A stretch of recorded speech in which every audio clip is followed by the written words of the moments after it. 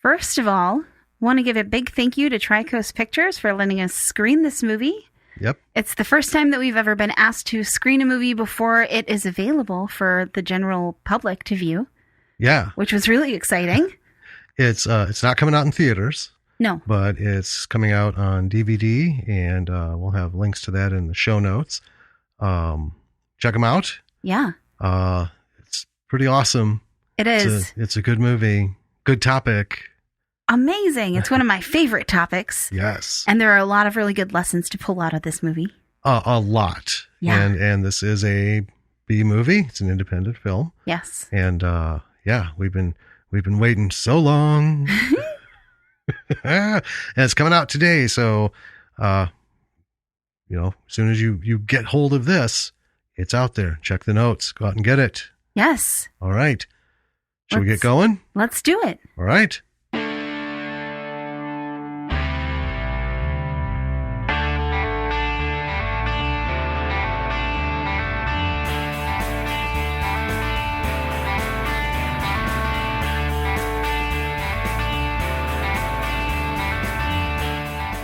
Hey there, B-siders. This is Bravo for the B-side. I'm Danny. And I'm Jim. And this week, we got a screener, which is really exciting. Yes. Yeah. It was, really cool to be able to do this. It was. And I was really excited to watch it. And then I watched it, and I was really excited to talk about it. And so here we are. Yeah. After almost a week of not being able to say anything. Right? And we're not going to be able to say anything for another 2 weeks. I know. Yeah. The show that we're covering tonight, it will go live. The movie will be released April 21st. And that's the same day this episode will drop. So that works out perfectly. Right? But we can't say anything. So we can't do our step-by-step that we usually do. Right. And even if we could, the structure of this movie and the subject of this movie, everyone knows the story of it, right? Yeah. But we don't want it. It serves better to talk more about how it was done artistically, technically, that kind of thing. Yeah, it's going to be a little bit different dissection this week. Once we get into it, you'll kind of see why. And I'm excited. This whole thing is just out of the blue. Hey, would you like what you guys are doing? Would you like to, screen this movie? And we got the link and the password and everything. Heck yeah, we would. And we thought, well, you know what? Let's just dive into this blind again. And, let's just make this the episode. The episode. Mm-hmm. And getting into this, when we were watching it, both of us partway through were like, this can't do a blow by blow because it's so different. Yeah. And so we decided, well, we're not going to. So we made some notes on some things so we could talk about different aspects pacing through the movie. But why don't I introduce it? Yeah, tell us about it. And then we can talk about what this episode is actually going to be about in addition to this film. Yeah. All right. So this week we are covering the movie Tombstone Rashomon. And for those of you who don't know what Rashomon is a Kurosawa film. And it's a format. It's actually now it's a term in psychology that has to deal with if you have 5 eyewitnesses to the same event, you're going to get 5 different stories. Right. Sort of thing. And so this covers that kind of thing. We'll come back around to that. Obviously it's 2020. Yeah. It's released because it hasn't even been released yet.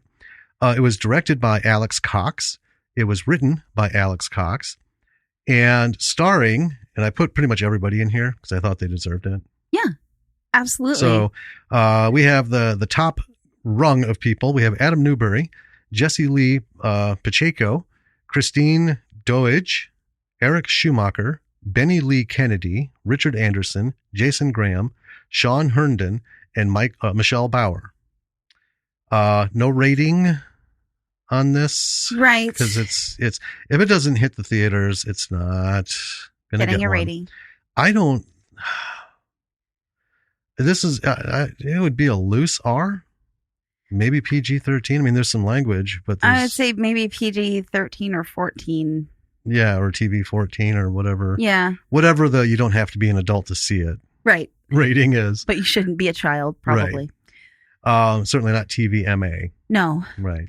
I didn't get the budget, and they just didn't send it. So I just took that as a polite way of saying we don't want to talk about it. I do want to note that it was supported by the University of Arizona, so there was probably some grant money behind this, which was, and it shows. I mean, there was some finances to this. There were. Yeah. So the I don't know what the official log line is. So I took it, basically, I just summed up what the trailer gave us, which is a time-traveling documentary team goes back to document the fight at the OK Corral in Tombstone, Arizona. However, they arrive a day late, so interview the survivors. And this is where the Rashomon comes in. Yes. Because we have all the key survivors. And I mean, I don't know. We like to think that everybody knows about Tombstone and the shootout and the Earps and the McLauries and the Clantons. Wait, you mean not everyone is super nerdy like we are? Well, but it's just that it's famous. We've had Tombstone. Yeah. The movie based on that. We had Wyatt Earp, which started with Wyatt's life and ended up in Tombstone.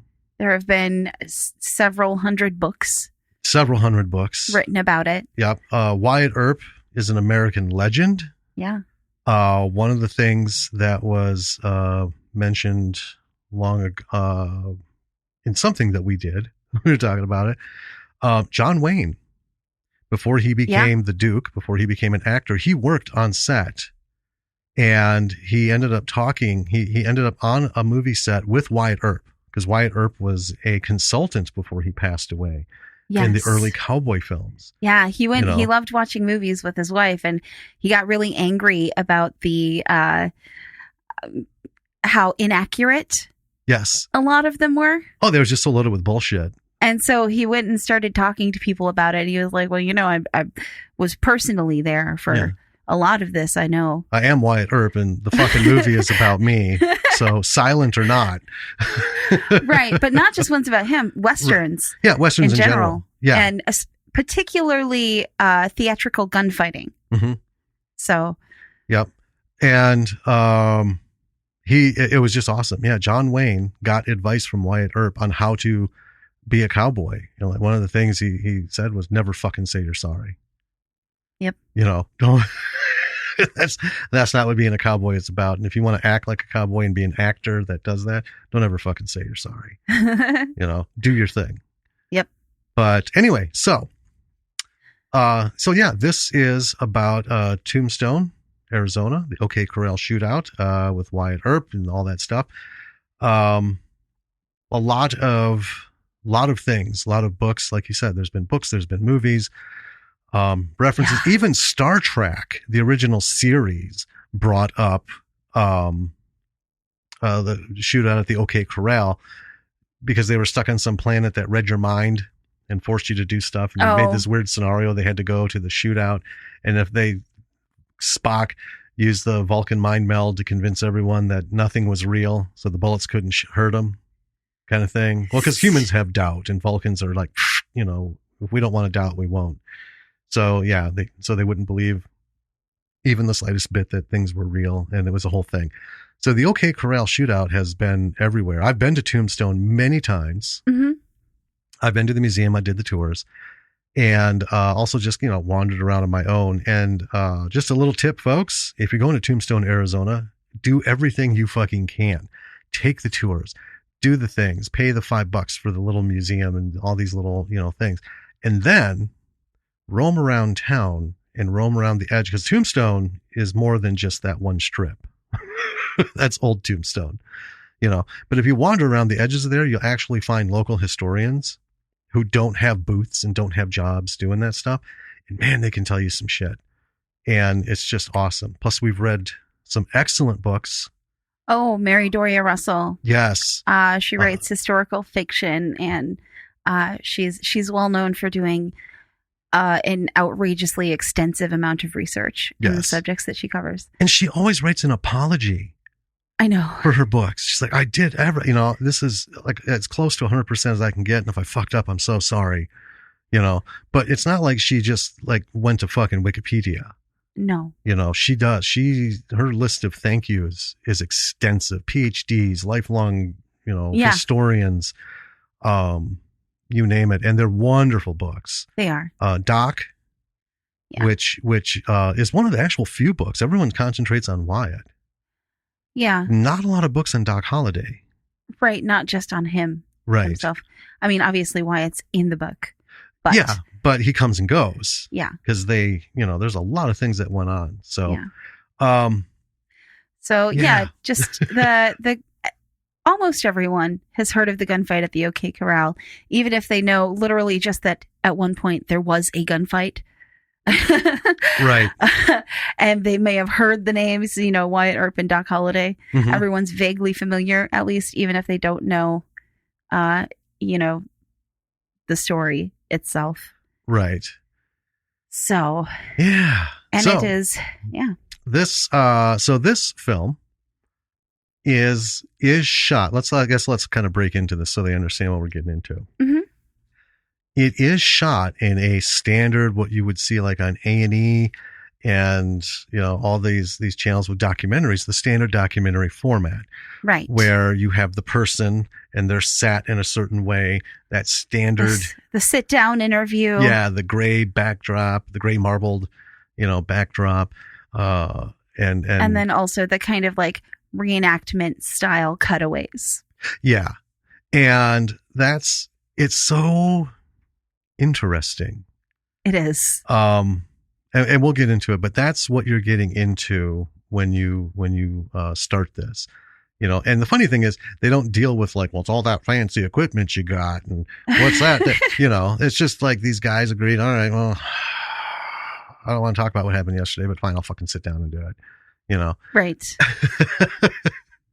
And it's funny because, the really interesting thing about doing this movie in this Rashomon style is that this event, this shootout, is one of the most well-documented historical events in the United States. Mm-hmm.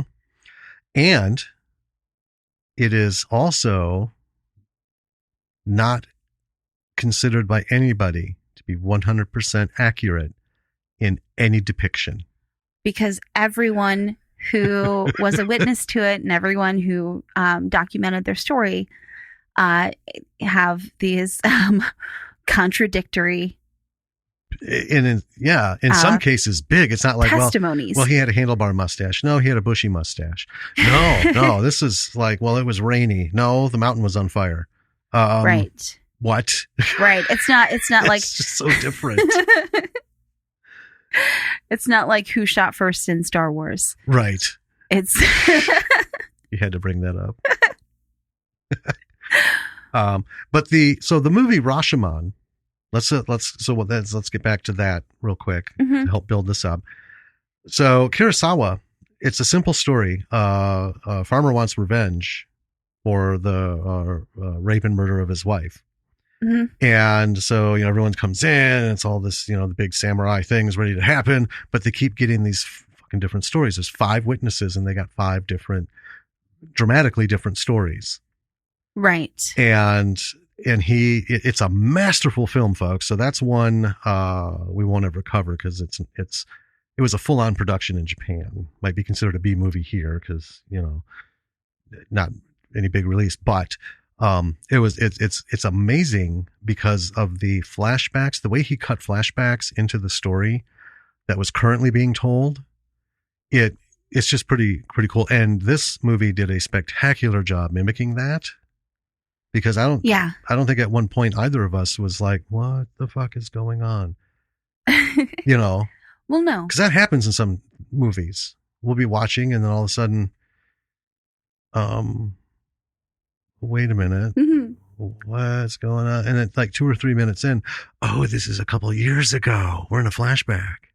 Right. You know, it can be handled poorly, but well, let's jump into this. Yeah. And also, just before we do, because this is a mockumentary, Right. right? Mockumentary doesn't always mean comedy, No. right? It's not an actual documentary. I mean, it's based on actual information. Mockumentary just means mock documentary. Yeah. And we're going to talk at the end about how, especially because as we record this, we're still at the beginning of this quarantine isolation, situation going on. Folks, whether you're a filmmaker or not, if you're a writer, whatever the hell you are, we're going to talk about why you should be doing this now, making your own documentary or mockumentary. Yeah. Because obviously, again, this was money because the Right. sets were beautiful. Everything was great. But yeah, you can do this at your kitchen table, and we're going to talk about why. But let's talk about how great this fucking movie is. Yes. Take us in. Okay. So, the opening credit sequence has a lot of really gorgeous shots of desert scenery, and they're all really well done. So right away, bringing us in, I was like, okay, this Mhm. has some real artistry. Mhm. This has some real talent behind it. And then we cut right to an interview with Ike Clanton. Yeah. Who, can I just say, because this disturbed both of us, this guy, Oh, yeah. we're like, who is he? Yeah, because he has this very familiar looking face. And I swear to God, he looks just like a super young Vincent D'Onofrio. Yeah. And those of you know him from Full Metal Jacket. He's the one who, fucking freaked out. Yeah. Kingpin in the Kingpin Daredevil series on Netflix. Yep, in Daredevil. He was on some detective shows. And Mark Ruffalo. Yes. A little bit. Yeah. So if Vincent and Mark had a love child, the guy who plays Ike Clanton would be him. And that's not being disparaging. No. The guy's look is like singular, but like I've fucking seen him before. Yeah. So he has it's a very cool face. It Anyway, is. I just want to say that because we spent minutes afterwards, so we finally looked it up. Yeah. And the actors in this film were really, really good. And I say that not just because they were good, but because it's especially difficult to act just by yourself, sitting in a chair. Yeah. Yeah. 2/3 of the movie without anyone to play off of. Right. Is well, almost 2/3 is just a sit down performance. Right. Staring into the camera and whoever, what crew is behind it. So, And just talking. Yeah. So super, super impressive. And then we kind of shift over to Hafford, who owns a saloon in Tombstone. And he also is a coroner's assistant and I think an avid bird watcher. And yeah, and a merchandising business. Right. He had all kinds of stuff going. Yeah. An entrepreneur. Yeah. As a lot of people who went out at that time were. Yeah. Yeah. And we do these wonderful kind of cut shots back to the saloon, and it's kind of Ike and Hafford both talking about the night before the day of the shootout. Right. Right. It's so it starts with the night before because the reason all this happened is actually a long storied series of events, regardless of the accounts. Well, variances. It started at least a year, if not more. Right. Before everything kind of came to a head. Because Wyatt Earp's brothers hit Tombstone well before he did. He was off in Kansas City and doing his thing. And they were starting a business and they wanted to get into a silver mine and they wanted to do a Faro games and, just get into everything. These guys were about making money. Yeah. And Tombstone's where they landed and it's like, oh, this is hitting finally. Yeah. Because they've had other ventures. And then they invited Wyatt out. Well, in the Southwest, there was a gang called the Cowboys, and they were pretty extensive, and simple things, cattle thievery, basically, which is, punishable by death. Well, yeah, cattle driving and thievery. Yeah. And some other things. Yeah. The occasional stagecoach and just, fucking drug dealing. Robbing people left and right for fun. So yeah, a lot of things led up to this, a lot of confrontations, because when Wyatt showed up in Tombstone, he was not law enforcement. Right. Right. Virgil was the sheriff, and or not the sheriff, the marshal. Right. And Wyatt came in and started a game table. Yeah. Pharaoh and Morgan, his younger brother. And Morgan was a deputy. James was just kind of helping sort of unofficially for a while. Right. And then, it's not up until the very end when all this shit went down that Wyatt Earp was actually given a badge and deputized to, basically avenge all the bad shit that happened. So we get to the events of the evening before, and they're just basically starting with the first version. Right. Right. And you kind of get the sense that Hafford is really kind of on the side of the Cowboys, and Ike. Well, he initially says that he hates the Cowboys. Right. But as other accounts not dealt with in the movie, for historians, that Hafford was not fucked with by the Cowboys, which usually means it's not because of his, generous disposition and charming personality. It's because there was some cash to, leave his shit alone. Right. And he probably did some like money laundering equivalent for them. But it came down to where they're talking about how Ike sat in the bar, and there was supposed to be a meeting between him and Wyatt, and they're supposed to talk things out. Wyatt never showed. And then Ike left, and then shit just went bad from there. Right. Yeah. So. But we do have these really nicely done, like earnestly authentic sets. Oh yeah. Yeah. And yeah, let's, super well done. Yeah. Because at some point later on in my notes is, I did put in just looking at everything that's going on behind them. Yeah. And the labels for the everything was so well done. The other thing that I found really cool was in everyone's different account, the settings that they're in are different. Yes. Everyone views the saloon a different way. Yes. Everyone views, kind of the street a different way. And it's just really interesting. And they kept it consistent between the different accounts as they were going through. Right. And this also with the lighting, the way it was lit. And I noticed the angles at which they showed everything. Yeah. So like Kate, Big Nose Kate, when she's talking, it's very wide and it's almost flattened. Yeah. And it's also very empty. Right. Like, not a lot goes on around here. And she's not in all that. She's, it's just her. She's focused on her stuff and, but then you get Ike, everything's like piled up against him. Yes. It's like, it's not conducive to him being there. And it's really, it's very clever and somewhat subtle if you're not looking for it. Right. Right. I think, though, most people will clue into it towards the end or by getting close to the end. Well, as it gets a little more outlandish. Yeah. Well, especially because like Wyatt, he views Tombstone as this like, fucking mess, just this bustling hive of bullshit. And, almost as if he's like saying, do you know how fucking hard it is to just like go about your business here? There look is at all so much this going shit, on, right? so many people in all of his flashback accounts. And then you get Sheriff Brady and, Brady. Oh, Behan. God, yeah, Brady. Johnny Behan. I'm sorry, Sheriff Brady is Billy the Kid in New Mexico. Sorry.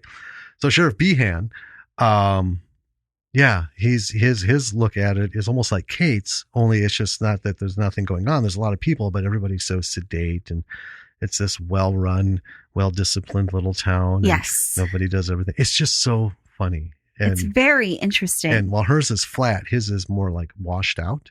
Mm-hmm. Like it's just like he can't fully paint the picture because he's glossing over so much. Well, because he's looking through his own personal lens. Right. Yeah. We'll get to this. Yeah, there's a bit at the end. So we get, and that's pretty much it. It's just that setup, right? Mm-hmm. So we have Ike leaving the bar, and then we jump into we get to see Kate. Yeah. Kate Herony. Yeah, big nose Kate. Mm-hmm. And one of the things I loved about her is they gave her basically a speech impediment, which is just language related. Yeah. So yeah, she refers to everyone. Everyone as she or her, but also masculine, feminine. She refers to Wyatt Earp, or I'm sorry, Doc Holliday, as her wife. Yes. Right. And I don't know that the actual Kate had that issue. No.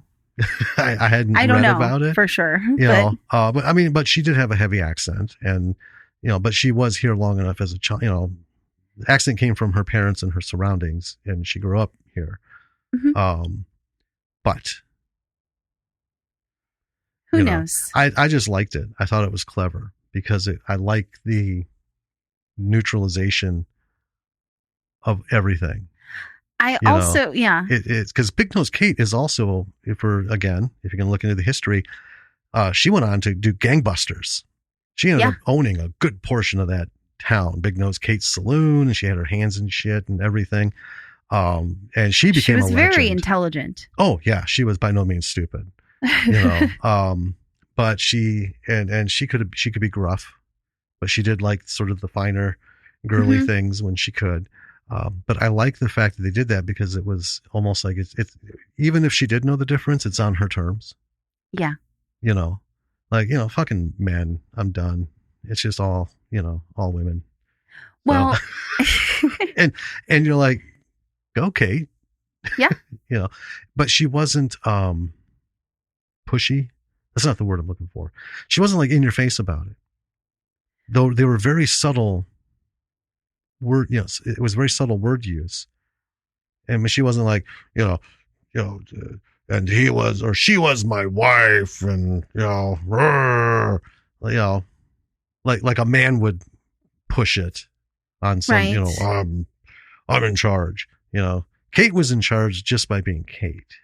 Well, what was really interesting about their portrayal of her and the actress's portrayal of her is that she was obviously trying to paint a picture of herself as just this woman who's trying to get along in the world and be with her doc and everything. But it was very calculated mm-hmm. to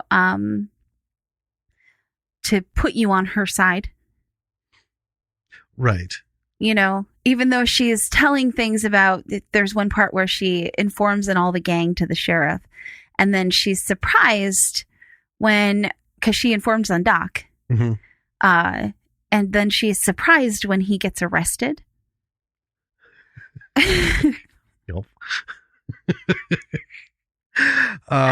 So she kind of is trying to paint this portrait of herself as this like poor naive girl, right, who really just wants to settle down. Yeah. Well, and it's also the way it's done. So when we're talking with Kate, we've got a bunch of scenes because we by the time we get to her full account, mm-hmm. we have little blurbs from Wyatt towards the end, Behan, Johnny Behan, the sheriff. Uh-huh. They have their little almost like introductory things kind of going. Right. But when we first flow into like the real story of what happened, it's Kate's version first. She starts detailing like through the whole thing. The day. Yeah. And the thing that I liked about it was, again, it was so natural. Right. As they're talking, they cut to the flashback and stuff. It's just really well done, and it was really well paced. The thing that when we get to Kate is, it's about her being in the photo gallery shop, and we go into this big long thing that she loves about this photo and how the gallery shop, the story behind it. Yeah, the story behind it's being told to her, and then all of a sudden, bam, things are happening outside the window, right? Which is where the OK Corral is, and she's the next thing I know is there's something's going on and my doc is involved and she's being shot at. And something was wrong with her rifle, so she had to draw her pistol, because that was part of the story is, Doc Holliday took a rifle or a shotgun. That varies too. From one of the ERPs. They gave it to him. And brought it, and it wasn't working right, so he dropped it and drew a 6-shooter. And then, we have Ike fleeing the shootout into the gallery. Mm-hmm. And then my favorite line was, and as everybody knows, Morgan and Virgin were killed, but got better. Yes. They got better. They got better. At that point, I thought, this fucking actress is great. She's really, really, really good. Yes. Yeah. And again, by the time we get to all this, we've seen a lot of the city, mm-hmm. a lot of locations. Yeah. We've had hotel rooms, we've had lobbies, we've had saloons, mm-hmm. we've had the gambling hall, we've had many outdoor locations, yes. different angles. Yeah. And nothing was wasted. No. Wherever they were at, which I'm imagining they shot in old Tombstone. Yeah. But they made really good use of it. And, it shows. Mm-hmm. Yeah. Yes. So then we get to, she starts talking about Johnny Behan. And then we kind of transition over to his testimony. Mm-hmm. And I found him really, really funny. He was comical. He was. He's talking about why being sheriff is so expensive, and he doesn't understand why everyone complains about how much money he spends. Yeah, it takes for him to do his job. Right. As a crew member in his sit-down interview is like brushing makeup on him. Oh, yeah.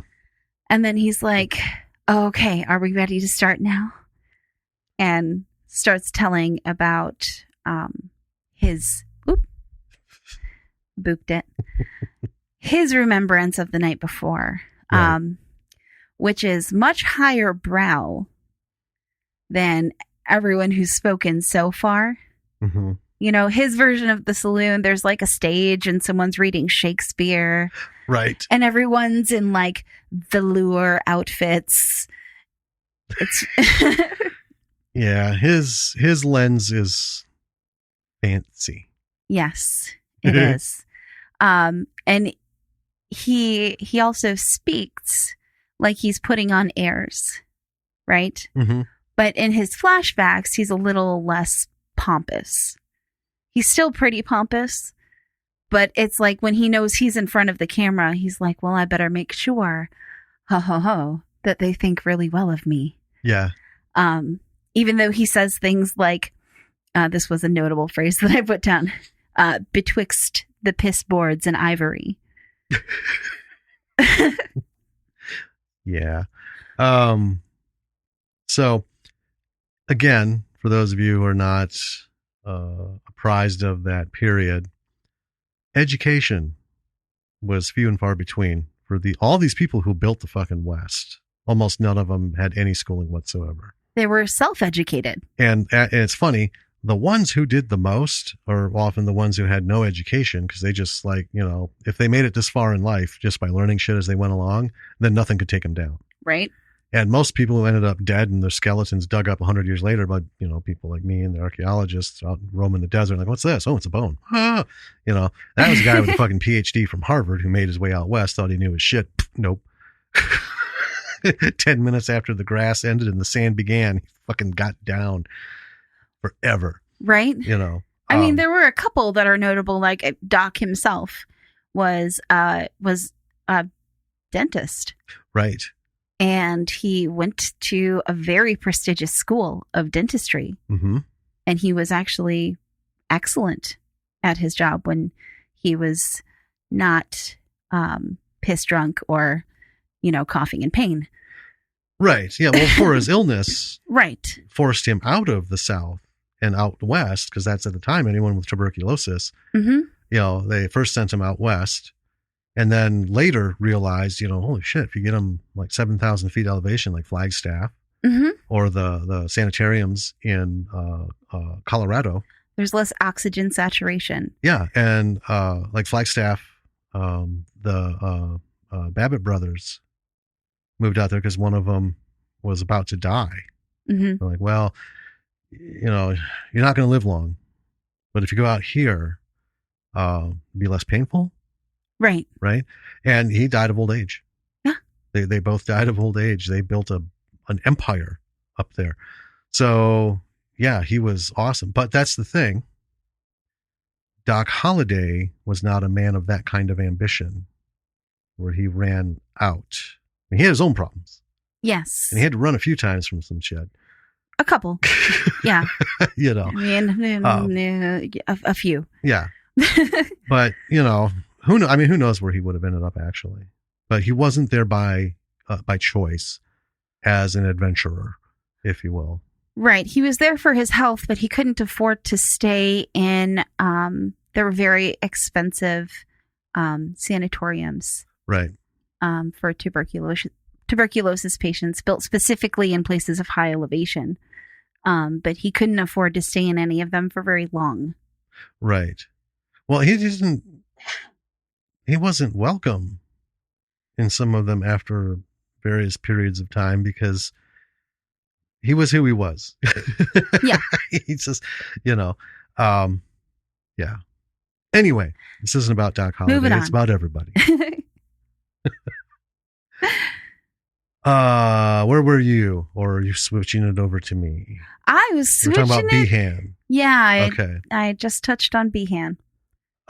So yeah, Behan, one of the things, because we have him a couple different times. Mm-hmm. So we have him in the setup, right? And then we go through the rest of the guys, their story, and then we come to Behan again.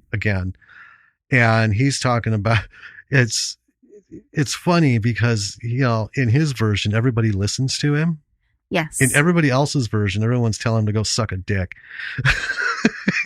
I need you to get your gun, suck my ass, Behan. Mm-hmm. And he just stood there and took it. And right. The actor that they chose to play him and the personality that he exuded in that performance just was awesome. It was. It's like you fully get this guy somehow was given the fucking badge of the sheriff of the region and everybody just pissed on him.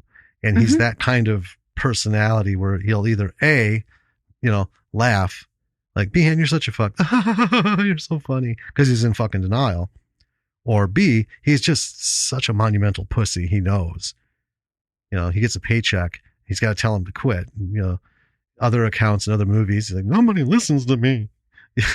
Well, yeah. So there are a lot of different accounts of him historically. Yeah. Yeah. In this one, is in his account, he's telling him that Tombstone has a no-gun policy.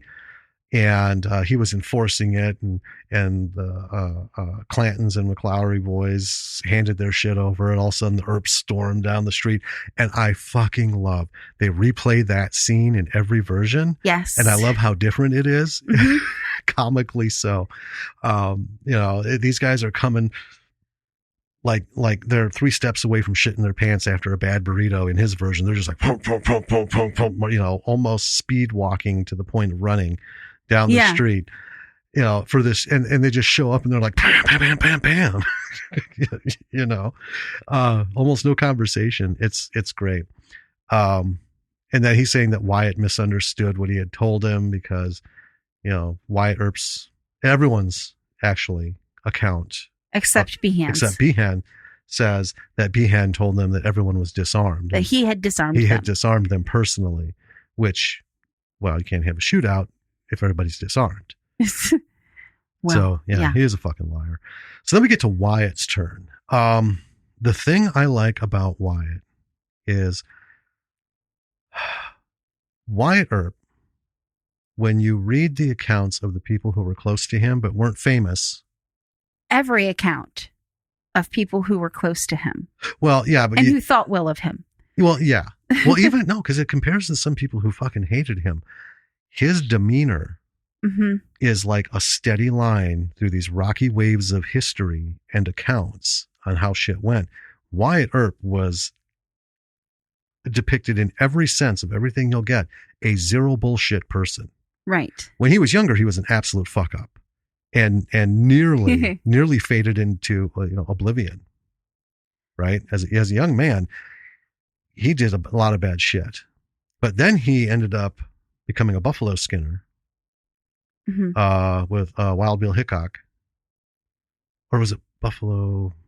No, I don't remember. One of the fucking Buffalo guys. So that taught him, though, that work is work. And if you don't get your shit done and people fuck up, you can get in trouble for it, right? Because it's not an easy thing. So anyway, from that, he gained a whole new experience. He matured. And then he realized, well, everything in life should be like this. Just no bullshit. Just get to it. Get to the fucking point. Do your fucking job. Don't lie for people. Don't put up with anybody fucking with you. And that's what got him into law enforcement, because he met a lot of people, some people from his skinning days, getting into law enforcement or being deputies in different towns. And as he made his way around, that's how he evolved in all of his positions. But anyway, circling back, this actor did a fantastic, well, the writers did a good job. Yes. With how he should speak. The actor did an amazing job representing him. Yes. And he's weird. It's weird to describe, because when you say he's like a no bullshit kind of guy, he's also not a cocksure, stuck up prick. He's very direct. Very direct. He doesn't waste words. Right. And that's the thing. Wyatt Earp has always been described as a man of few words. Yes.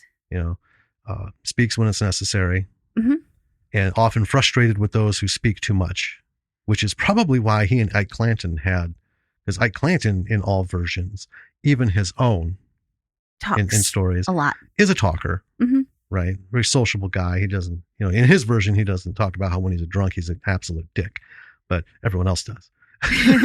He won't, someone shut him the fuck up. Yeah. I mean, to the point where there are accounts of Ike Clanton that depict him as almost having a sort of like disability. Almost. Yeah. It's a severe one. Yeah. So the Wyatt's account leads up, it's his version of things as we lead up to it. And we get things that are known throughout the legend. So there was a stagecoach robbery and murder, and that's in a lot of tellings of this story, an account of this incident. That when this happened, people blamed Doc Holliday for arranging these stagecoach robberies, and then even being there, because he was out of town. According to Doc, he was playing a faro game. Right. Out of town. Yeah. So, they accused him basically of orchestrating and committing these. One particular stagecoach robbery. It was a Wells Fargo. Well, several. That one is the one that went bad, though. Yeah. Yeah.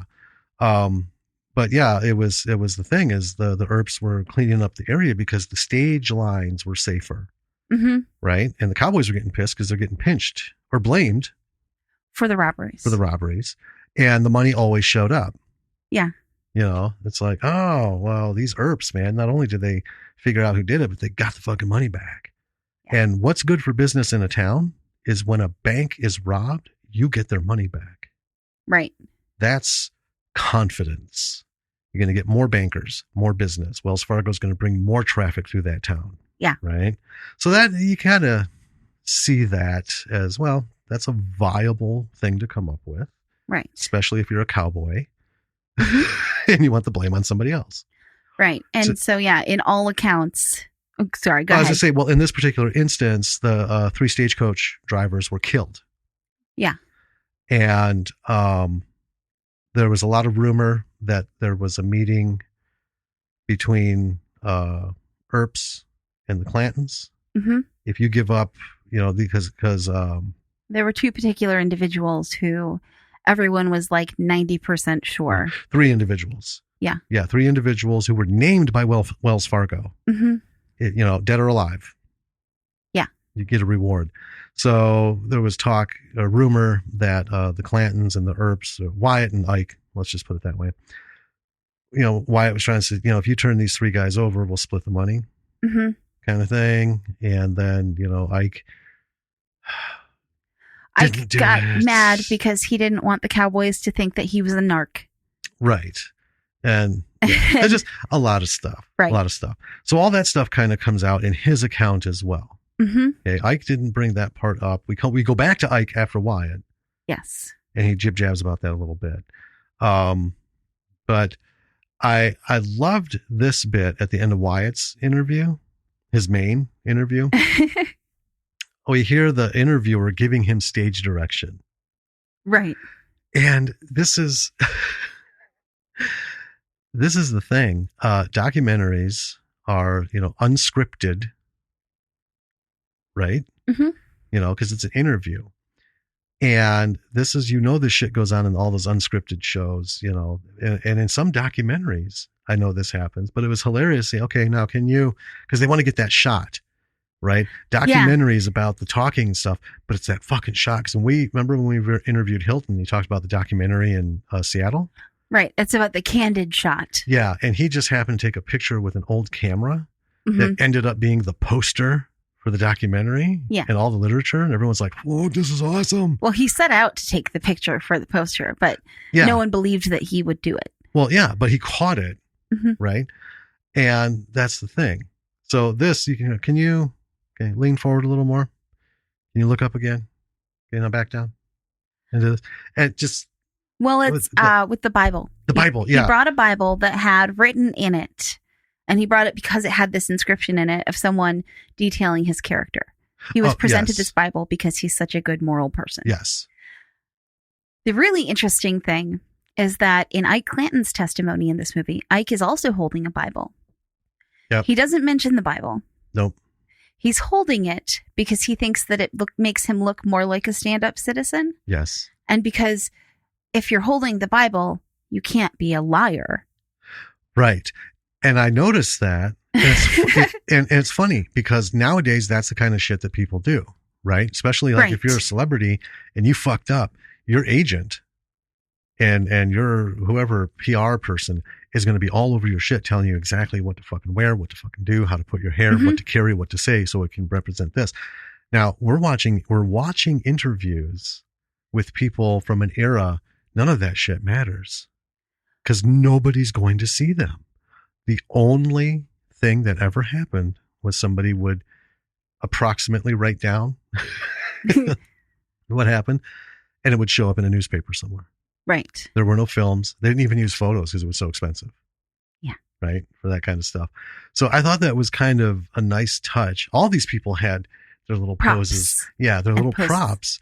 And it really, to me, it was like, I don't know if this was by accidents or by brilliance. Maybe we can talk to these guys and find out at some point. But it's a commentary. I think it was intentional. It's human nature. I want to be believed. So you're going to do what you can physically to emanate. I'm trustworthy. I'm truthful. And if holding a Bible will help, I'm going to instinctively pick it up. Right? We're not all very plotting, but it is human nature. It's posturing. And we use that sometimes as a negative term. But we all posture. Well, yeah. At some point. I just thought it was interesting that Ike holds a Bible, doesn't say anything about it, but you know why he's holding it. Mm-hmm. And Wyatt has a Bible, and he points it out, and he says, I brought this as evidence of my moral character. It has an inscription in it. I also brought this letter signed by many people testifying that I'm an honest... Yeah, like an affidavit. Right. And it's funny because in those things, I love that they did that, because a lot of these, well, first of all, there's never really been a movie after the fact, right? Now, like Tombstone and Wyatt Earp, all that. Sure, of the aftermath. It's the whole build up, takes to the shootout, and then there's like, so and so went on his way, and Wyatt Earp, and they're settled in California, and Wyatt ended up working in Hollywood and made no less than some odd films, where his death 1936, and this and that's it. I mean, right? I think there are a couple of stories that focus afterwards specifically on Wyatt's revenge ride. Oh yeah. But apart from that, I mean the aftermath of all the bullshit. Right. Life goes on. Mm-hmm. So the whole shootout at Tombstone is yesterday's news. Nobody fucking cares anymore. Dime store novels are going on about it, but everyone else is done. Right. That's where this was kind of awesome, because it I don't know, just played these characters just so well in that. I don't know. Yeah. Yeah. It was great. But yeah. I hope we can find out the truth behind it. So we get to Doc, finally. Doc's is really not until very close to the end, actually. I know. And they were clever in doing that, because as much as I love the whole story, I'm not going to lie, my ass was itching for some Doc Holliday. I know. When are we going to get to Doc? I don't, in all the movies we've talked about, I don't fucking care who plays Doc Holliday. And there's often discussions online. So who plays the best Doc Holliday?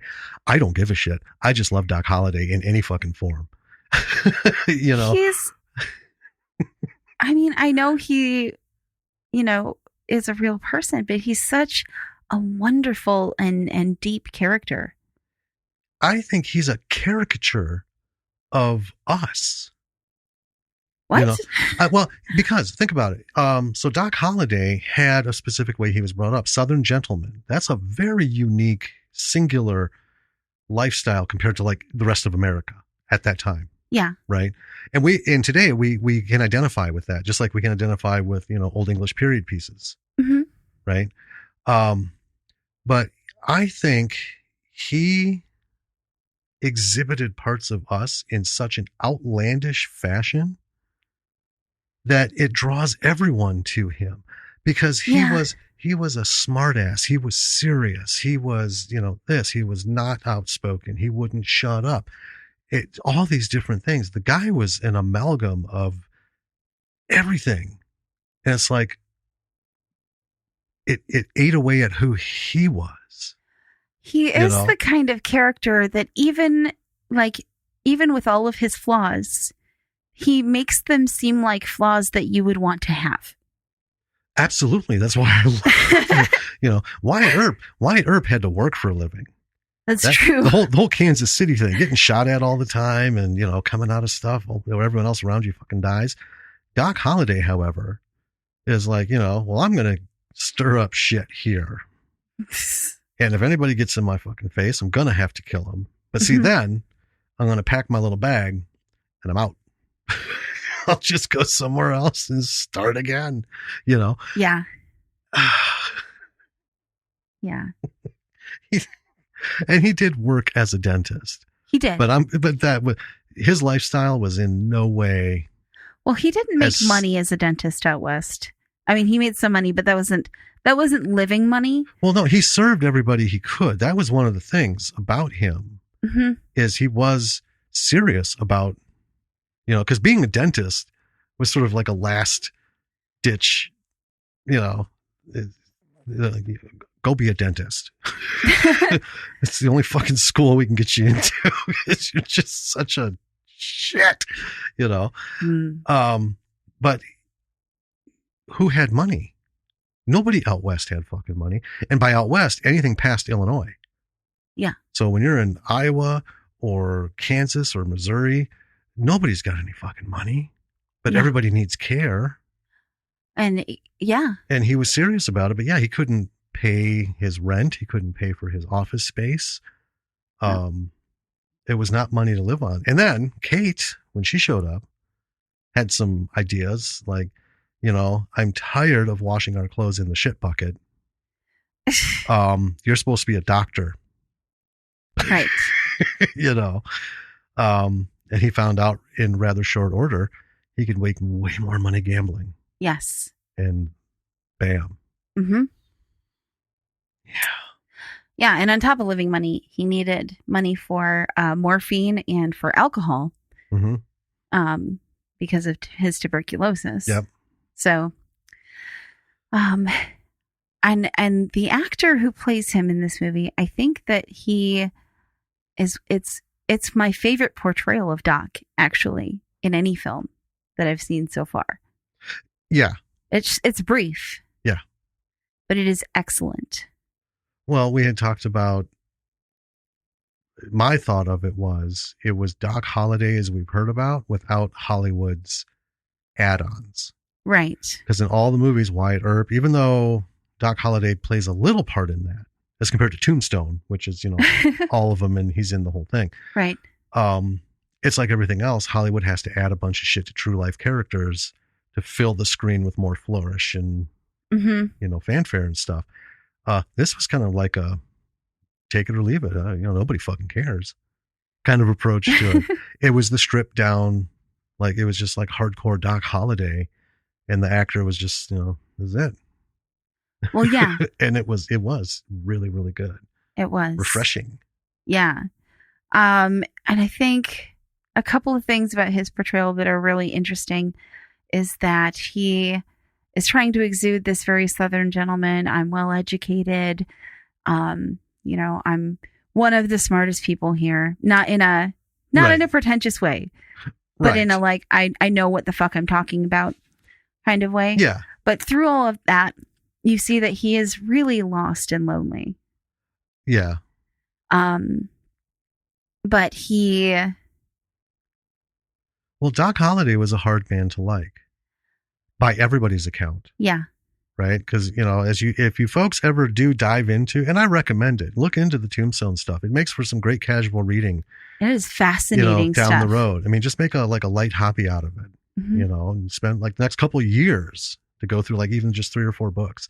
Well, if you do nothing, read Mary Doria Russell's books on him, Doc and Epitaph. Absolutely, because she does a fantastic job on him. Plus, there's documentaries that we've watched that are on streaming services specifically about Doc Holliday or Doc and the Earps or the whole period, and he flies into it. But he was a lonely man. Yeah, because he didn't trust anybody. No, the closest 2 people he had in his life were Kate and Wyatt, and both of them came and went.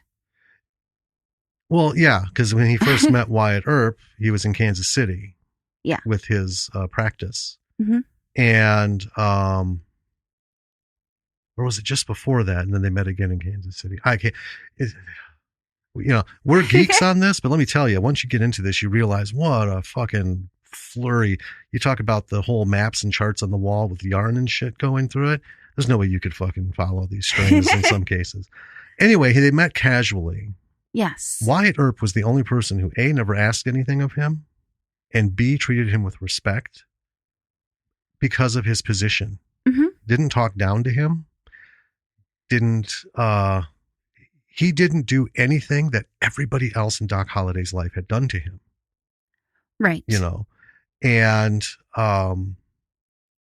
they there was a bond. They trusted each other when there were things that happened. Yeah.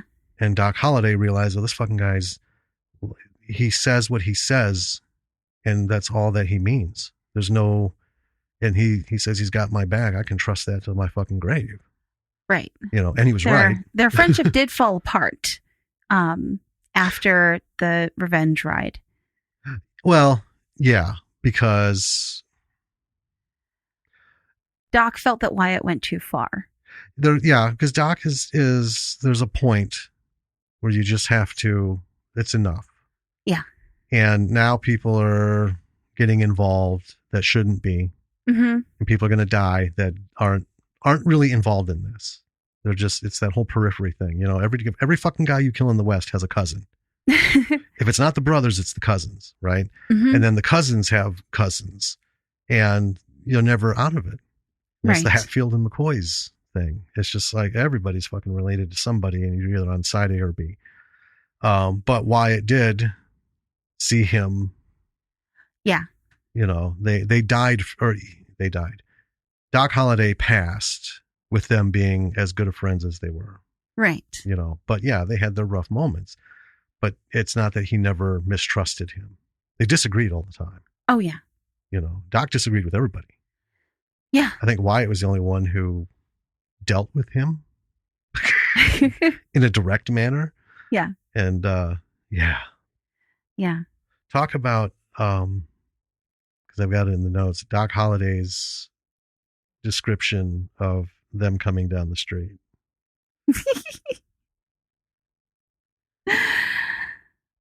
So yeah, like every account, they all have them coming down the street. In Doc's version, he gets deputized literally just right before walking out onto the street. Yeah. By the Earps. And him and the gang show up in a fucking SUV. I know. A police SUV. Lights flashing, everything. It's amazing. It was so out there, right? It was. And it made me laugh because it's just so out there and so not in keeping with what we've been. And this is near the end of the movie. Yeah. Right. So it was just brilliant. You know, I saw it as the filmmakers thing of, you know, just to remind you, you know, shit can go anywhere in this, right? I thought this isn't an A&E documentary. I thought it was really fun that they did that.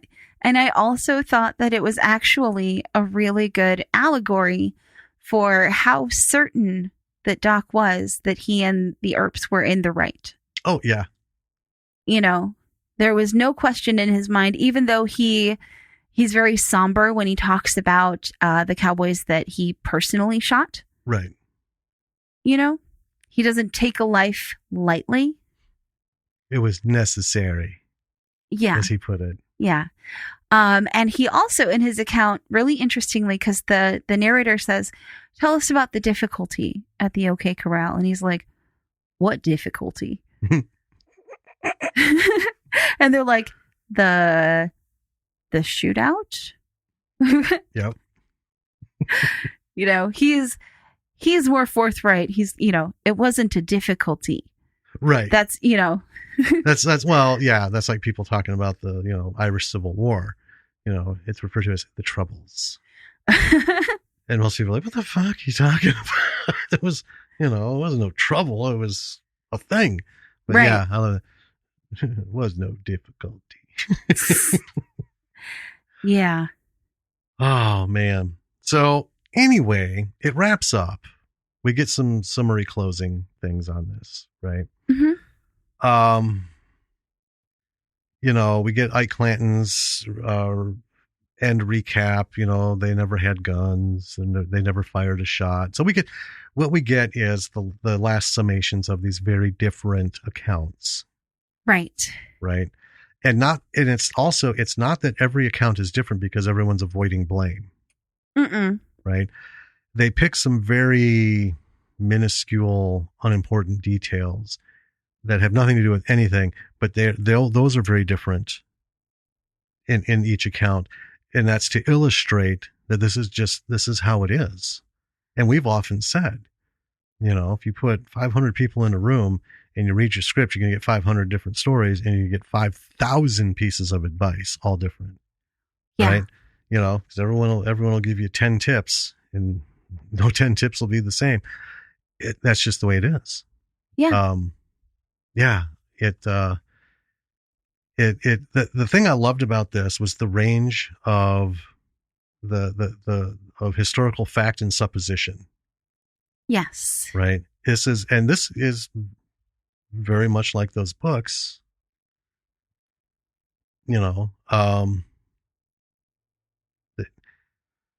they took everything that they had. It was obviously well researched. Yeah, it was extensive, you know, down to minutia. And, you know, they ran the gambit with it. Somewhere in here is how it actually fucking happened. Well, it is the Rashomon, phenomenon where you have all these different accounts. They are contradictory, but all of them are plausible. Mm-hmm. You know? Yeah. And that's the thing, is they're all plausible, and somewhere in there is the fact, but then you're not going to ever get to it, because if you didn't see it there yourself, and it also, even if you were, the whole point of Rashomon is to make you question what you've perceived. Right. Did you actually see it? And that's actually a recurring theme the last few years in detective and crime shows and miniseries and stuff, where they're constantly saying, did you see it how you think you saw it? Yeah, you can't trust the fucking witness. Yeah. You didn't see what you think you saw. Kind of thing. I know someone who served on a jury for a murder trial. Mm-hmm. He wrote a book about it. So he was sequestered for a week or 2 weeks, a long time. And because it took them that long to kind of figure it out. And one of the things that they got hung up on as a jury is that one of the witnesses saw the license plate of the SUV of the car of the suspect, right? Yada, yada, yada, right? And there was a point while they were sequestered where they took a ride, a chaperoned ride to go get some food and bring it back to the hotel that they were sequestered in. And on the way, they saw an SUV that vaguely matched the description of the SUV in the murder case that they were, supposed to be thinking about. Right. And the license plate, they all were like, is that such and such's car? Right? Because you hear this again and again and again in your head, and then you see something and you connect it with things that you've been thinking about in your brain. And so that made them question, well, did this person really see the SUV? Or was it like we just experienced, where we were like, hold on a second, because what the witness brought forth their testimony as it was all over the news and the radio. Look out for this SUV. These are the license plate numbers, and you hear that on the radio over and over and over again. Right. So then every time you see a green SUV, you're like, oh, is that, you know what I mean? Eyewitness testimony is unreliable in all cases. Yeah. And I think of one of the funnier things that we ran into was an IT crowd when Roy is telling Jen, I've seen your builder on Builders from Hell. And, he went around and he pissed in everything and this and that. And by the end, he's like, I'm actually pretty sure the guy was black. Right. He starts out, I'm 99% sure. Yeah. I'm 85% sure. Are you having me on? Are you winding me up? 60% sure. Oh, I don't think I would have ever put it that high. But that's the thing. Yeah. Right. And here's the interesting thing about them doing this movie. We are so far removed from the events of that day in 1881. Thank you. I keep thinking 1776. Fuck, why? Everyone who was there is dead. Yeah.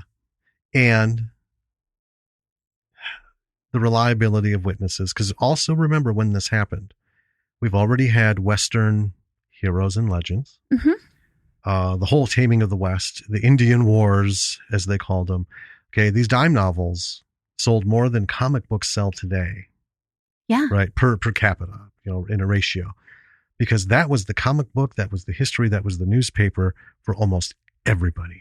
Yes. Because the newspaper would have, this happened here and the James Boys did this and that, and all these different people and, Billy the Kid and Wild Bill's show and blah, blah, blah, blah, blah. Right. Well, and they'd have a column. Whereas I can get a dime. I can buy this little novel. It's got several pages of story. And it's more interesting. It is more interesting, and it's going to make me an expert. That was the thought, Well, yeah. And when this happened in Tombstone, everyone who was there knew immediately, well, I'm going to go down in history. Yeah, because they knew everyone was going to want to talk about it, was going to want to write about it, was going to want to report about it. Yeah, because everybody outside of Tombstone, they knew those people were known throughout America. Yeah. The Earps, and because they've seen the dime novels. and most of them came from, because remember, nobody was born and raised in Tombstone at this time. No. Because it just fucking started. It was like 5 years old. Yeah, everyone's coming out. So everyone's heard about all this legendary West shit. And that's the thing. By the time this went down and people are giving their testimonies, they're doing it dime store novel.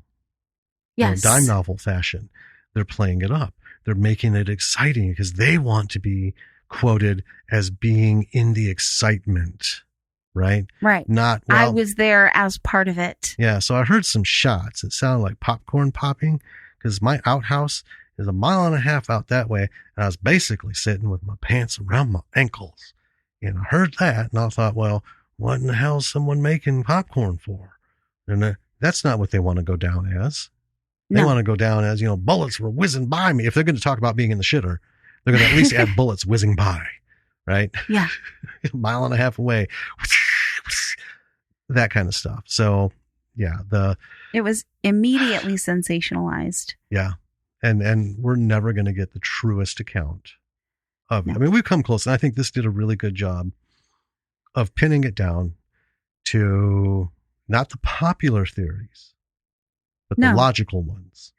Yeah. And there's a difference. Yeah, it was very thoughtfully planned. It was well researched. Everything was, if not like perfectly historically accurate, generally historically accurate. Right. And it's a really unique way to tell that story. It is. And that's a excellent slide into what makes it a great, unique way to tell the story is it's a mockumentary. Mm-hmm. So we're not doing a dramatization. I mean, it's fiction, mockumentary, that it's scripted and it's a movie. Well, right? Yeah. This is what you can do with this time. Okay. Yeah. There is a number of things going on YouTube that people are making documentaries, which are boring as shit because it's just like, this is what I do during my quarantine day. Might have some value down the road. But I say take it a step further and either do a mockumentary, have fun with it. Right. Okay. Excuse me. There is a follower of ours, Blake Ritter, and you can look him up, Blake Ritter, on YouTube. He's from the UK, and he makes short films. They're really good. And I think we mentioned, I might have before, he did a coronavirus short film. And then he did one on isolation, which is kind of like a found footage video diary thing. And he's doing stuff. Okay. Yeah. And my thought is, go out there and see what he's doing. Make your own. Make some short films. We've talked about you can do this shit in your living room. You can do it without any money. Just use your iPhone, point it, and just work with what you've got. Right? Right. Create, have fun. Instead of writing a movie, have fun with your situation. So we're all locked in. We're all getting, agitated because nobody knows what the end of this fucking road's going to look like financially. Right. You know, who's going to have jobs, who isn't, how are we going to do financially? How are you going to do financially? What is everything going to look like? Right. How long is it going to take for the economy to come back to its normal? Is it going to be a permanent swing? Are we going to learn something from this? How long is this itself going to last? Exactly. So take a moment, take yourself out of that, make a mockumentary. Okay. Because you also see on social media, people are doing 10-second clips of the latest thing I've seen is people doing choose your isolation character. And it's people doing like the games where the character's going like this.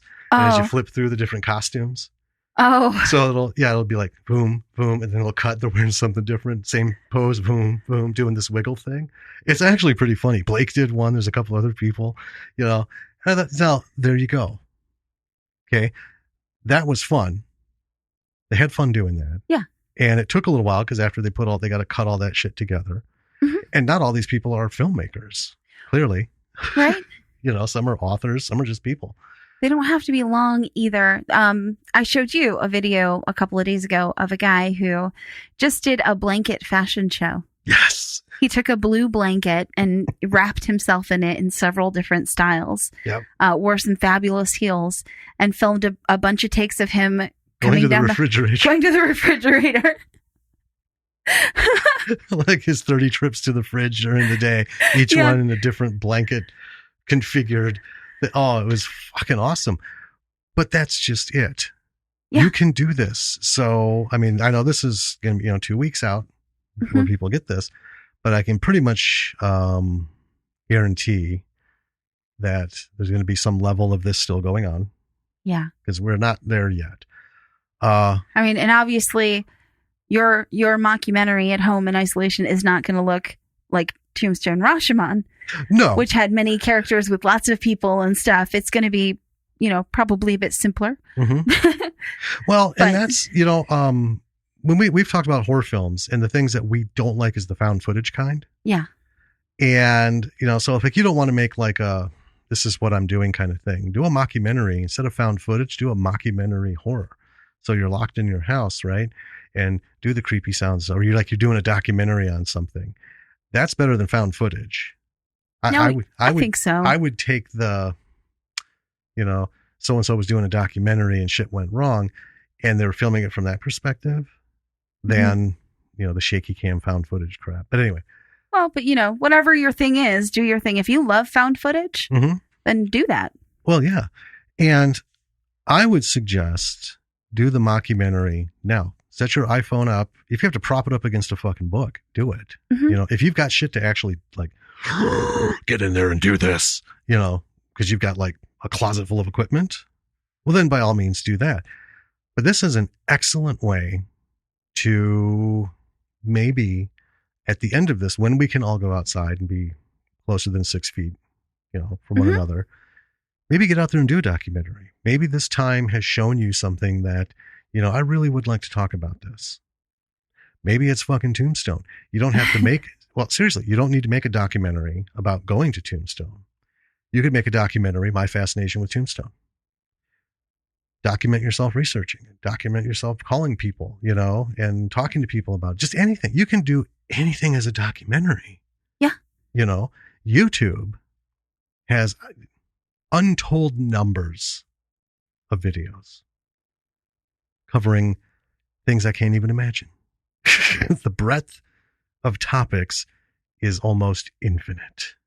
Yes. Be a part of it and put your thing out there, because it's going to do a couple things. One, well, it's going to flex your creative muscles, right? Two, it's going to distract you, because like for writers, the big thing I want to say to writers is quit bitching about being isolated. This is what you fucking signed up for. Writing is not a team sport. We're a writing team, but that's for scripts. Yeah. Our novels, our other things are just us. Yeah. Right? When you sign up to be a writer, not every show has a writer's room. Some of these shows, it's just one guy. He's the creator, right? And he just pounds out the shit by himself. Well, I know we've recently watched shows where there was just one writer or two occasionally for an episode. Yeah. Like Stephen King. Okay. Stephen King's written a lot of books. He doesn't do it in the middle of a coffee shop having conversations with people. No. Right? He's tucked away in his writing room. So if you want, this is it, folks. This is it. I mean, if you get a job on a show that has a writer's room, awesome.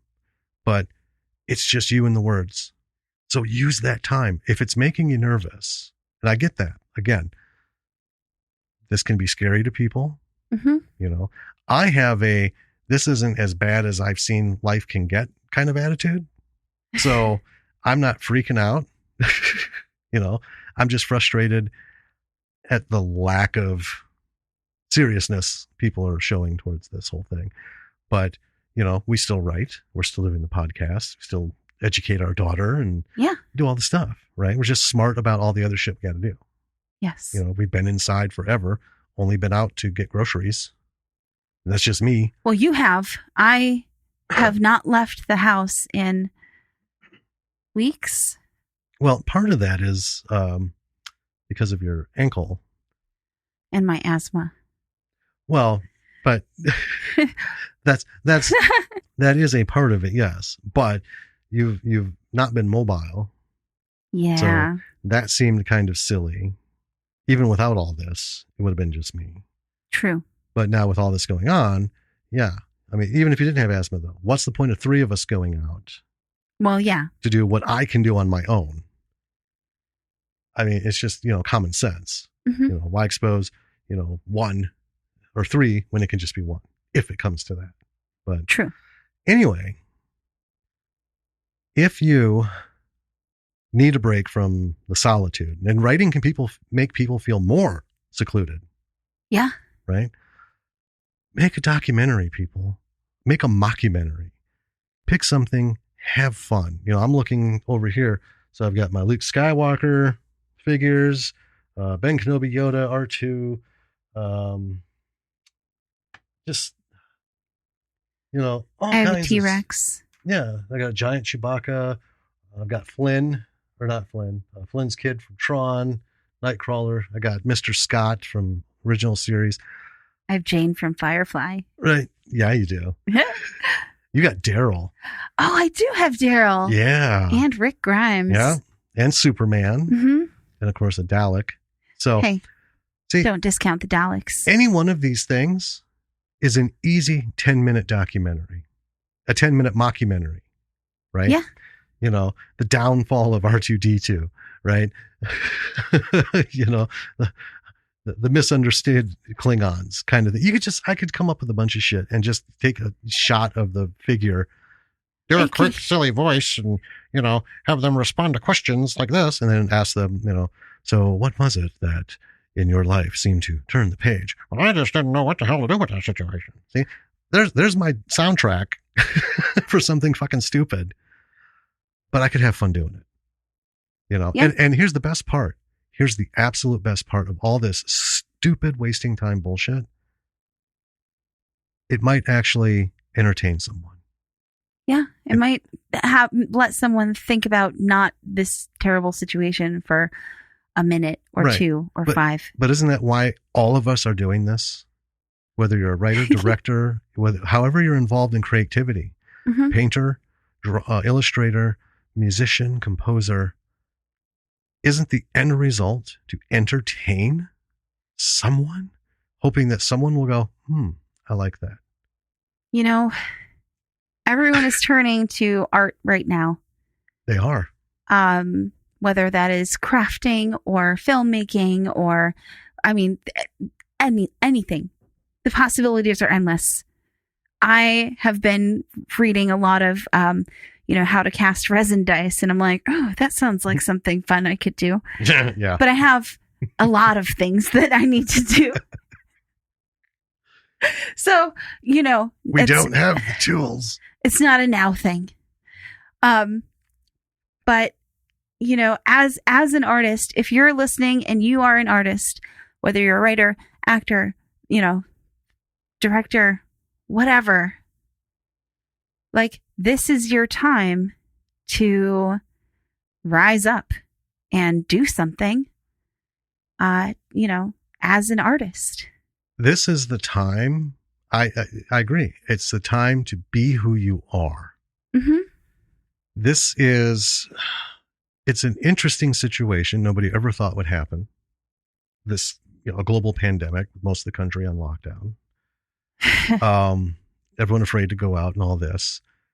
Isolation. But, here's the thing. A lot of people, and we've talked about it, and there are other people out there, like in Stage 32 and just other people in the industry. If that big paycheck is your fucking, like, the end goal, then you're in the wrong business. Yeah. Okay, being a creative, it can never be about the money.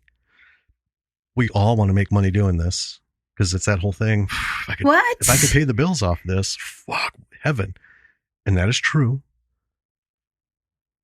But the only people who succeed are the people who do it and lose money. We put money into this podcast.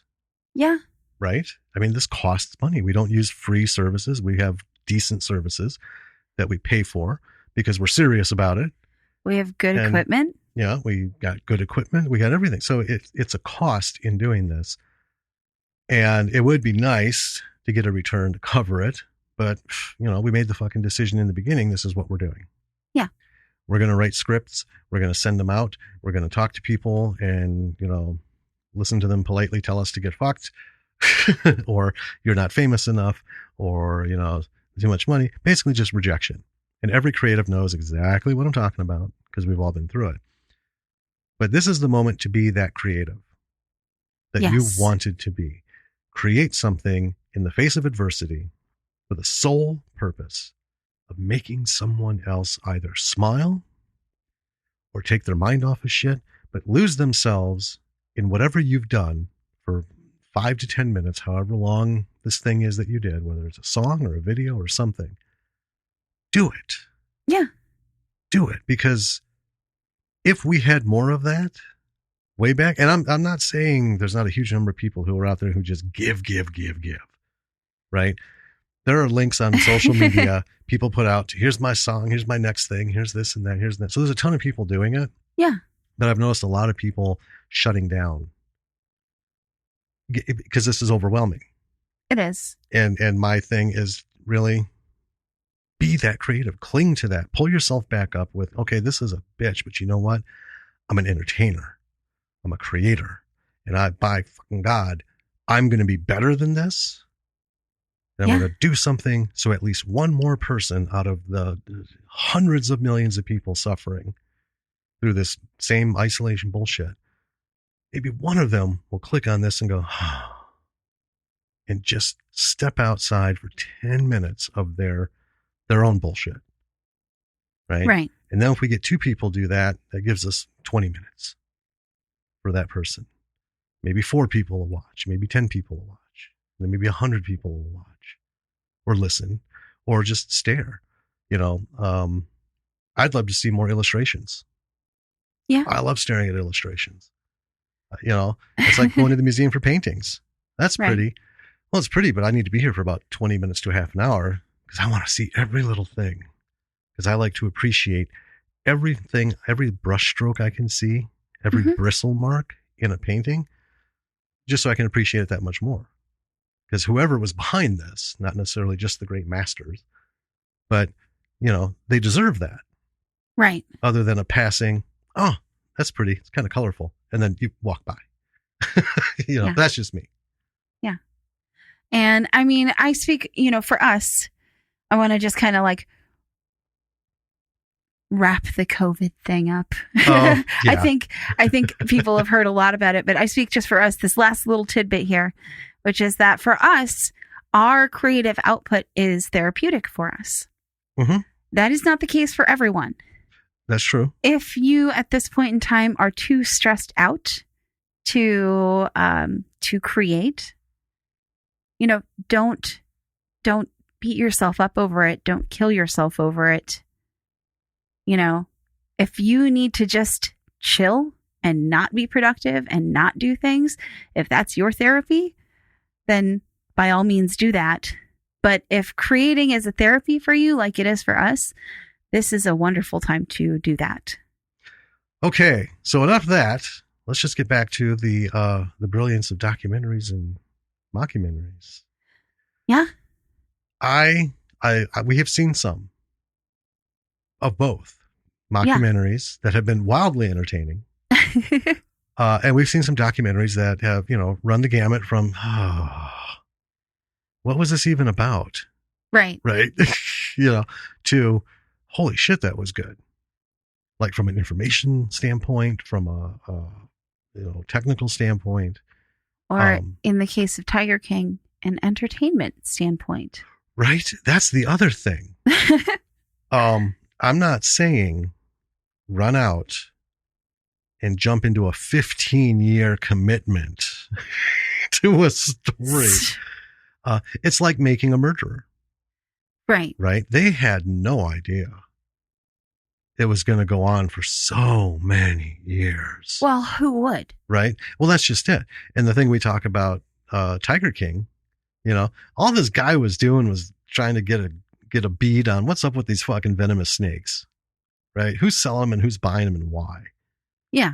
This was going to be like a 20-minute segment on something, right? And then the fateful lines, yeah, come out and see what I got in the van. Huh? Boom. The journey to Tiger King was born. Right. Holy God. You know, doing a documentary is fairly easily done. Now, it might not be Sundance Festival admittance level because, you know, they want clean, crisp, certain look kind of thing, controversial topic, preferably. Well, I think doing a documentary, getting footage is, I think, the easy part of a documentary. It is. Constructing a story and a narrative from that footage is where it does get kind of difficult. It can, depending on the topic. Mm-hmm. Yeah. I'm going to bring up Charles Kuralt.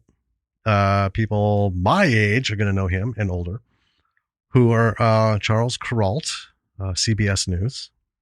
The man has some great audiobooks out there. He's gone. But most of you who might remember him is like on 60 Minutes. It was Charles Kuralt on the road.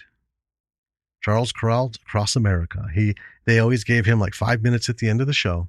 He'd just like pull into some random town in his RV with his producer and cameraman. And they would find a story and share it with America. Right. And that's the other thing. If you can get a hold of Charles Kuralt's audiobooks, because they're him narrating his own biography, it's fucking magical. But you can do the same thing. So he built a career on this. I mean, he had a career way before this, you know, as a correspondent and all this shit. But that was his final mark in the industry, was just a little bit of American stories for America. And it's not a patriot thing. It's just, well, no. You know, he didn't like travel the world and give us stories. It's like, well, this is what's going on across the street. So for topics, right? Instead of, if you want a simple story, do a documentary on your block or your favorite part of downtown, or, you know, a small like local music or something. It doesn't take a lot of planning to figure out where you're going with it, because you're not trying to expose anything.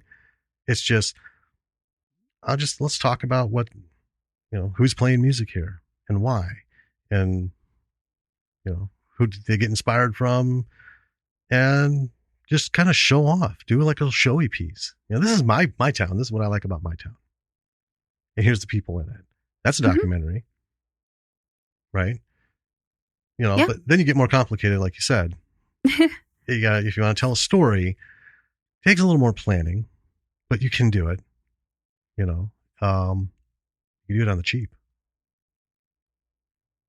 Explain how. Well, generally, you don't pay people to be in a documentary. Number one. Well, you know, but it's one of those things. You can do it with an iPhone. You can spend $40 to buy a microphone to stick into your iPhone, so you get better sound. And or, you know, your smartphone. I'm just, because we have iPhones. I mean, if you got an iPhone, you got every fucking thing on there already. You can edit the video. You can record the sound. You can separate the two. You got two different applications to fuck with each of those, and then bring them back together. And even if you don't, there are a million apps out there that can do it. Yeah, well, that's as you start stepping up. I'm saying, like, right out of the pocket, man, you're set to go. You just need to have an idea. What do you want to talk about? You know, and you can be the narrator. Yeah. You know, and you can just turn the phone around and film you talking about shit. Yep. And then cut in, you know, I talked to this musician, I talked to this store owner, you know, I talked to this guy who I know sat on this bench for the last 30 years I've been here. Yeah. Kind of thing. It's just that simple. Have fun with it. You know? Because we've talked about making horror movies on the cheap. You know, just make a, what's that sound? What's going on? You know, they're easy to do. They are. And all of this has made me think this is what everyone should be doing. It's just having fun with this, or doing it seriously, you know, one way or the other. Mhm. But I think of some mockumentaries I'd like to do. Oh, I've got a ton of things that I'd like to do. If I had the time to do it, if I were not like working during the day and had lots of time to play with stuff and do stuff, and Right? I would want to. Here's my fun idea: recreate a kaiju movie wherein I play every single part. Like it. Yes. Is this your ploy to get me to buy you a T-Rex suit? I have 37 different ploys to get you to buy me a T-Rex suit. This is just one of them. But also, I think it would be fun. Oh, it absolutely would be fun. And that's the thing. Not everyone is alone, right? A lot of people are with their partner, their spouse, their significant other, roommates even. Right. Right. Or family. That's even better. If you've got a ready-made cast, right? Yeah.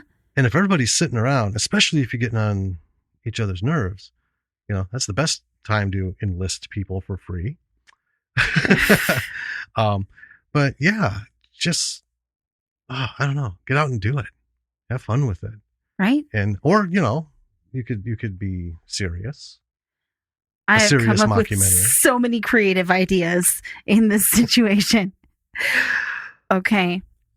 So I also came up with an idea wherein you can take period piece dramas, TV or movie, and edit sports commentary into them. Ooh, let's replay that. Watch that hand flex.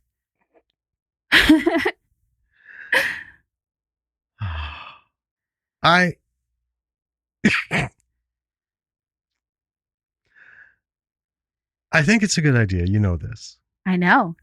But I fear that you're touching on a genre that has a rabid following.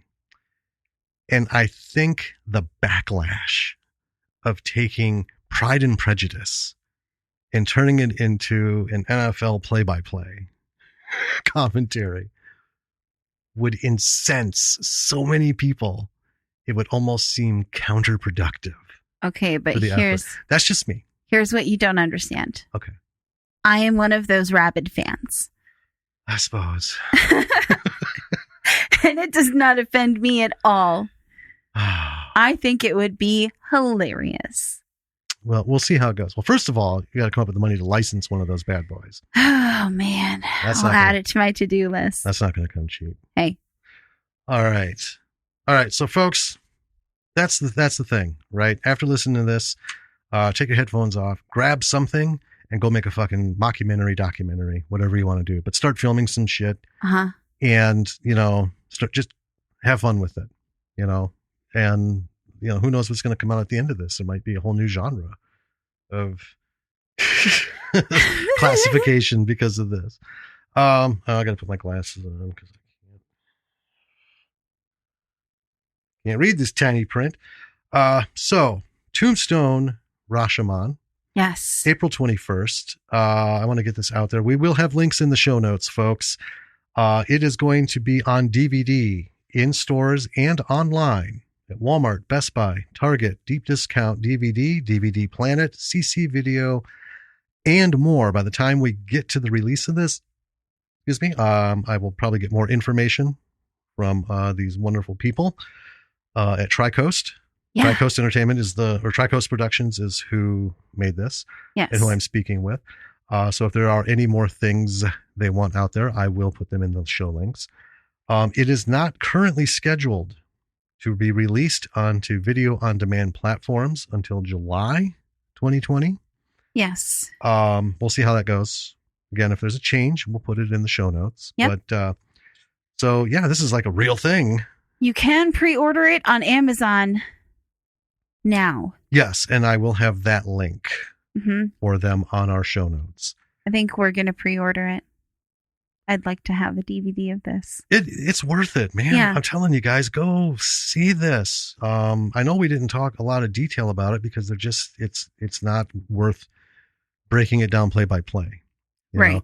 It's the Tombstone story. It's well shot, well acted. It's a fun approach, an interesting approach. It's unique. Yeah, and I tell you what, this fucking thing should have some righteous awards. I agree. After its release, I'm serious. It's that good, guys. So B-siders, check this bad boy out. Check the show notes and see where you can go for it. Support Tri-Coast. Support these actors and everyone who worked really hard on this film. Yeah, because this is indie film. Yeah. And this is, man, I tell you what, with a little bit of support, sometimes a little bit of luck in indie filmmaking. You know, it's all great shit. It's just all great shit. So support. Speaking of support, check out our website. www.lordsofmisruleproductions.com. That's the one. All of our subscribe links are there for your podcast platform. We have a Patreon link. Please check out our Patreon page through that link. We have a blog. We have a blog. I just posted something today, but it's like every couple of weeks. I know. You have to scold me so that I write blog posts. Well, I have ideas for them, but I tried to do it. Anyway, so yeah, check all that out. Also links to all of our social media, Twitter and everything, Instagram, Facebook, YouTube link. Again, all the subscription things, email links too, if you want to reach out to us. Especially, that's how we got this screener. Tri-Coast just heard us and said, hey, you want to see a movie? Yeah. Of course we do. That is literally what we do. Yeah. Yeah. And we'd love to talk about it. And, hopefully we can talk to some of these folks at Tri-Coast that she did say they would be interested in doing an interview. So we'll see what we can work out. That would be so fun. Well, yeah, it would. We'll see what I can get going. All right. Mm-hmm. All right. It is hot as hell in this office now. I am. Yeah. Because we were in here for like 20 minutes before we started recording, getting shit set up and just kind of fucking around. We have our new setup in the office. And so this is the second time we've recorded with this setup. So we're finessing it.